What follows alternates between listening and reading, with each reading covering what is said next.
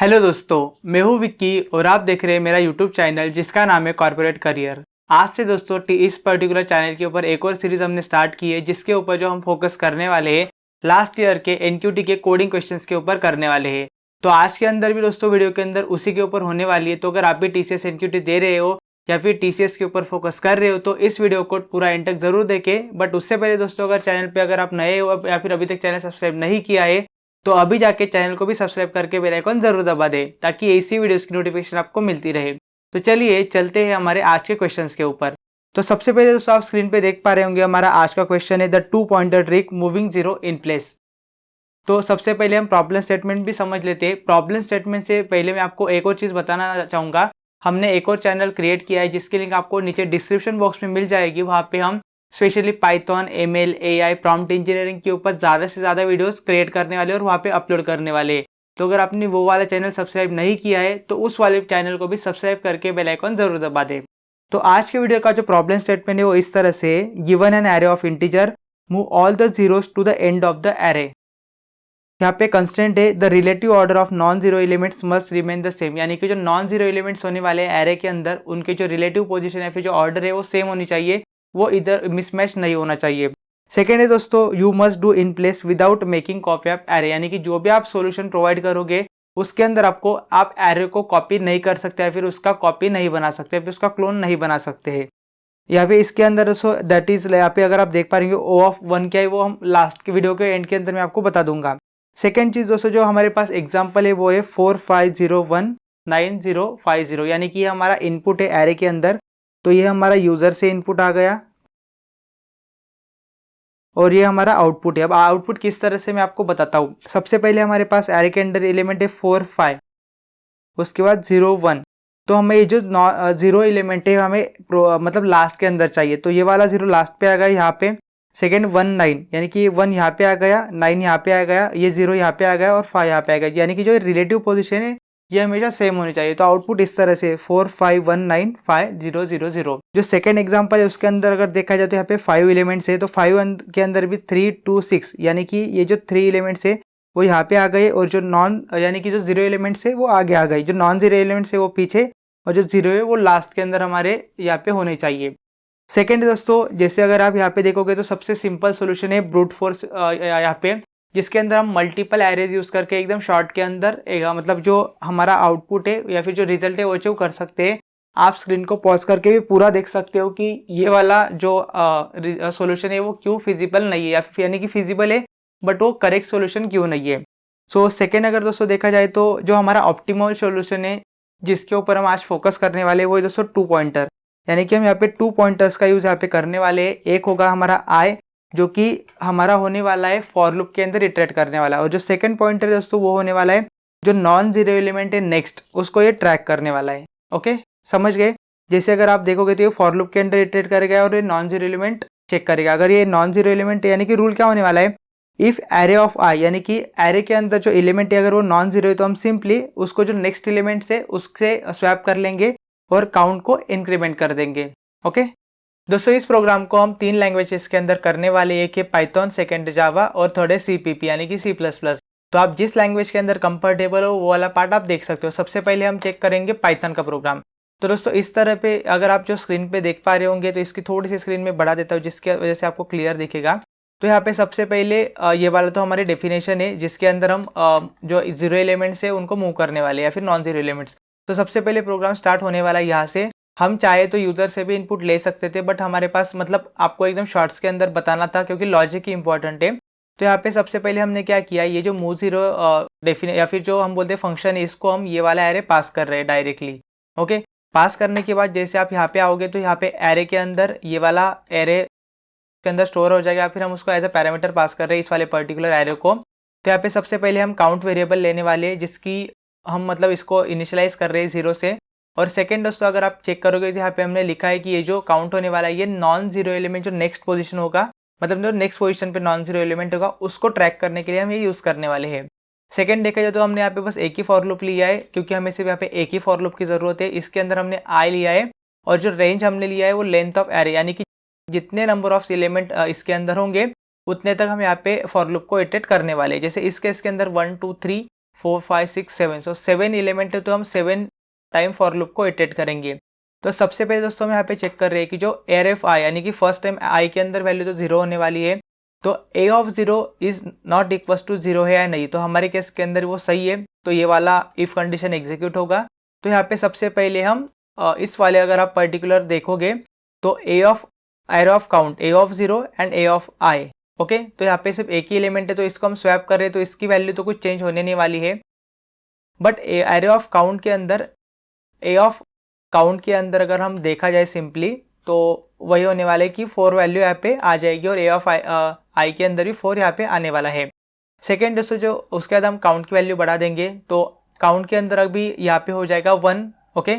So second अगर हम फिर से करेंगे तो यहाँ पे अगेन चेक करने वाले हैं कि i की वैल्यू यानी कि रेंज के अंदर हम इटरेट कर रहे हैं, तो अगेन i की वैल्यू यहाँ पे 1 होने वाली है, तो अगेन a ऑफ i यानी कि काउंट की वैल्यू 1 है, तो a of 1 array of i, तो इसको हम सिंपली स्वैप कर रहे हैं, ओके। तो इसके अंदर भी हम ज़्यादा मतलब हमें कुछ फर्क नहीं पड़ने वाला है।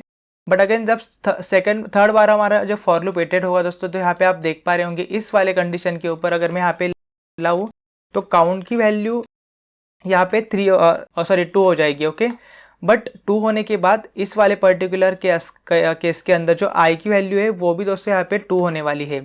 बट यहाँ पे जब कंडीशन चेक हो गई थी यहाँ पे a of i is not equal to 0, तो 0 1 2 वाले पोजीशन इंडेक्स के ऊपर 0 वैल्यू, तो ये वाला जो इफ कंडीशन है वो एग्जीक्यूट नहीं होगा और इसके सिंपली आगे जाके i की वैल्यू यहाँ पे चेंज होने वाली। तो i के अंदर अभी होगा 3 और यहाँ पे काउंट के अंदर तो हमारा होने वाला है 2 जो कि ऑलरेडी डिफाइंड है।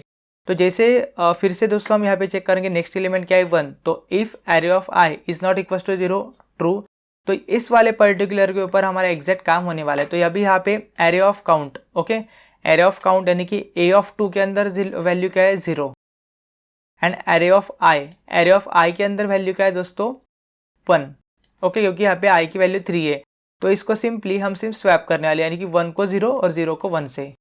तो यही यहाँ पे लॉजिक होने वाला है कि 1 ऑटोमेटिक पीछे आ जाएगा और 0 ऑटोमेटिक स्किप हो जाएगा या फिर वो यहाँ पे a ऑफ काउंट के अंदर आ जाएगा, ओके। तो सेकेंड फिर हम यहाँ पे फिर से काउंट को बढ़ाने वाले हैं, तो काउंट की वैल्यू अभी यहाँ पे हो जाएगी 3 एंड जब वो नेक्स्ट एरे के ऊपर जाएगा तो यहाँ पे एरे की वैल्यू हो जाएगी 4, ओके।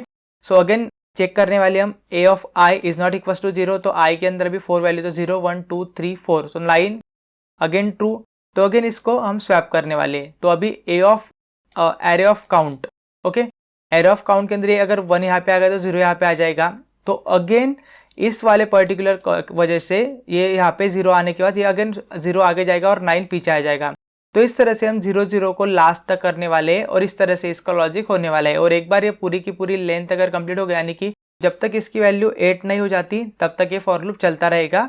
तो इसका यहाँ पे आउटपुट देख लेते हैं।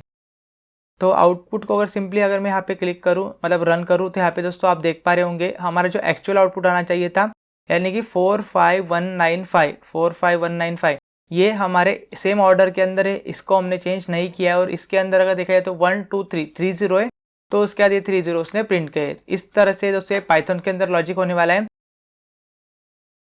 तो सबसे पहले जावा के अंदर एज यूजुअल जैसे ये हमने यहाँ पे इंपोर्ट किया एरे के लिए। सेकंड सबसे पहले हम यहाँ पे मेन मेथड कॉल करते हैं यानी कि मेन मेथड के अंदर जो नॉर्मल सिंटेक्स है वो तो सेम ही रहने वाले, publish static void main string args। यहाँ पे हमने सबसे पहले एग्जाम्पल एरे इंटीजर टाइप का एरे क्रिएट किया है। यहाँ पे भी हम सिंपली डायरेक्टली वैल्यूज असाइन कर रहे हैं, यूजर से कोई वैल्यू नहीं ले रहे हैं। उसके बाद ओरिजिनल एरे यहाँ पे प्रिंट कर रहे हैं। यहाँ पे हम ज़्यादा कुछ नहीं कर रहे बट कॉन्केटेनेशन कर रहे हैं यानी कि सिंपली ओरिजिनल एरे ये स्ट्रिंग और जो एरे है उसको कंबाइन कर रहे हैं, फिर कॉन्केटेनेशन कर रहे हैं। सेकेंड सॉल्वर हमारा क्लास है जो हमने यहाँ पे क्रिएट किया है, उसका हम यहाँ पे ऑब्जेक्ट बना रहे हैं और इस ऑब्जेक्ट से हम ये वाली मेथड कॉल कर रहे हैं और इस मेथड को एग्जाम्पल एरे जो भी हमारा एरे है वो हम यहाँ पे पास कर रहे हैं एज अ पैरामीटर। सो यहाँ पे अगर देखा जाए तो सबसे पहले हमारा सोल्यूशन क्लास है और यहाँ पे हमारा मेथड है मूव जीरोस और यहाँ पे हम इंटीजर्स नाम यहाँ पे डिफाइन कर रहे हैं और यहाँ से हम उसको एग्जाम्पल एरे पास कर रहे हैं एज अ पैरामीटर। सो यहाँ पे आने के बाद सबसे पहले integer count equals to 0। So count के अंदर मतलब काउंट को हम इनिशियलाइज कर रहे हैं 0 से, ये हम सेम जो नेक्स्ट नॉन जीरो एलिमेंट है उसके लिए यूज़ करने वाले हैं। यहाँ पे सिर्फ एक ही फॉर लूप यूज़ हम करने वाले हैं जो कि हमें इटरेशन कर ले लगेगा ऑब्वियसली। सेकेंड यहाँ पे हम इफ कंडीशन चेक करें num of i is not equals to 0। अभी i के अंदर वैल्यू क्या है 0 क्योंकि हमने अभी यहाँ पे सेट किया और इवन काउंट के अंदर भी 0 है। तो यहाँ पे सबसे पहले चेक करेगा if num of i is not equal to 0। अभी यहाँ पे 0 पे वैल्यू 4 है तो ये ट्रू हो जाएगी। तो ट्रू होने के बाद अगेन यहाँ पे चेक करेगा i is not equal to count, but यहाँ पे i is equal to count है, तो ये वाला जो स्टेटमेंट है वो यहाँ पे स्किप हो जाएगा, यानी कि ये वाला।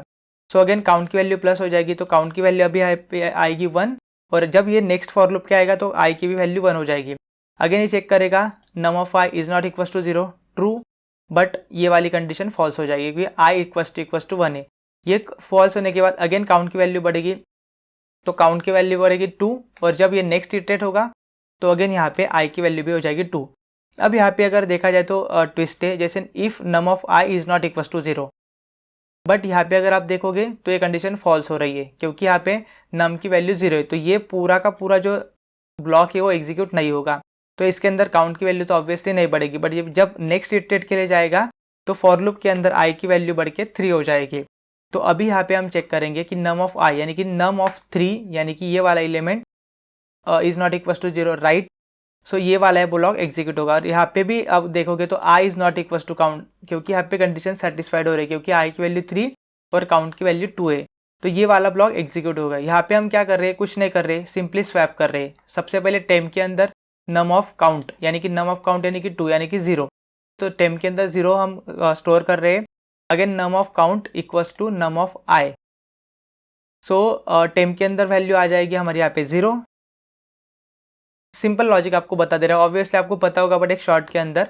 सो यहाँ पे आ जाएगा नम ऑफ काउंट यानी कि नम ऑफ 2 इक्वल यानी कि इक्वल टू नम ऑफ आई, यानी कि नम्स ऑफ आई यानी कि आई की वैल्यू है 3, तो 0 1 2 3 यानी कि 1 वैल्यू कहाँ पे जाएगी, नम ऑफ काउंट के अंदर। सो नम ऑफ 2 के अंदर हमारा जाएगा 1, एंड अगेन जब ये वाला एग्जीक्यूट होगा तो नम ऑफ आई यानी कि नम ऑफ 3 के अंदर हमारा जाएगा 0। तो यहाँ पे क्या हो जाएगा, ये वाला 1 यहाँ पे आ जाएगा और 0 वाला जो 0 है वो यहाँ पे आ जाएगा। तो इस तरह से स्वैप हो जाएगी। तो अभी आउटपुट आएगा 4 5 1 0। तो सेम लाइक 9 0 5 0 के लिए भी जो हमारा कोड है वो इटरेट होने वाला है, क्योंकि लॉजिक तो यहाँ पे वो सेम ही हम कर रहे हैं, सिर्फ 0 को जो नॉन जीरो एलिमेंट है उसको पीछे ले रहे हैं और जो 0 एलिमेंट है उसको आगे हम फॉरवर्ड कर दे रहे हैं, यानी कि स्वैप कर दे रहे हैं। अगर इसको भी हम रन करके देखें तो रन करने के बाद आप यहाँ पे देख पा रहे होंगे हमारा ये ओरिजिनल एरे 4501 9050। तो यहाँ पे हमारा 45195 जो ऑर्डर सही है और जो 000 यानी कि 1 2 3 हमारे जो हमारा आउटपुट है वो एक्चुअल अभी यहाँ पे आ रहा है। तो इस तरह से जावा के अंदर प्रोग्राम है। और अभी लास्ट देख लेते हैं CPP के अंदर, यानी कि C++ के अंदर। सो यहाँ पे हम यहाँ पे थोड़ा सा मतलब यहाँ पे एरे की जगह हम यहाँ पे वेक्टर यूज़ कर रहे हैं। तो यहाँ पे सबसे पहले हमने कुछ लाइब्रेरीज इंपोर्ट कर लिए, IOStream, vector, algorithm and iterator. क्यों यूज़ हो रही है वो भी आपको बताता हूँ। यहाँ पे अगेन ये यूजिंग नेम स्पेस std। तो यहाँ पे जनरली ये वाला हमने मेथड यूज़ किया जहाँ पे हम यहाँ पे वेक्टर पास कर रहे हैं। ओके, स्टार्टिंग ऑब्वियसली प्रोग्राम तो यही से होगा, इंटीजर मेन। सबसे पहले हमने यहाँ पे वेक्टर क्रिएट किया इंटीजर का, यानी कि आप इसको एरे ही कंसिडर कर लो। सो ये वाला हमने अगेन यहाँ पे ऑब्वियसली असाइन कर रहे हैं। सो यहाँ पे ओरिजिनल वेक्टर प्रिंट हो जाएगा। अगेन यहाँ पे हम ये वाला मेथड कॉल कर रहे हैं और इसके अंदर ये वाला जो वेक्टर है वो पास कर रहे हैं। सो जब उसको कॉल करेंगे वो मेथड एग्जीक्यूट होगी तो अगेन यहाँ पे आएगा। लॉजिक सेम है, आप चाहो तो जावा पाइथन का प्रोग्राम देख सकते हो, ज़्यादा डीप के अंदर नहीं जाता हूँ। सो सेम लाइक लॉजिक होगा। इसको रन करके देखते हैं। रन करने के बाद आप यहाँ पे देख पा रहे होंगे सेम हमारा आउटपुट आ रहा है जो हमें एक्सपेक्टेड था। तो दोस्तों आज की वीडियो के अंदर बस इतना ही कहना था। अगर आपको वीडियो से रिलेटेड कुछ भी डाउट होगा या फिर अगर आपके पास कुछ प्रीवियस ईयर के क्वेश्चन पेपर होंगे या फिर क्वेश्चन कोडिंग क्वेश्चन होंगे तो हमें आप कमेंट सेक्शन के अंदर एज वेल एज हमारी जो इंस्टाग्राम हैंडल है उसके ऊपर आप फॉलो करके हमारे चैट सेक्शन के अंदर भी भेज सकते हैं, जिसकी वजह से दोस्तों आपको तो नहीं बट जो नेक्स्ट वाले आने वाली बैच या फिर जो अदर स्टूडेंट है उसको इससे हेल्प मिलने वाली है। तो आज की वीडियो के अंदर दोस्तों बस इतना ही। मिलते हैं नेक्स्ट वीडियो के अंदर, तब तक के लिए गुड बाय।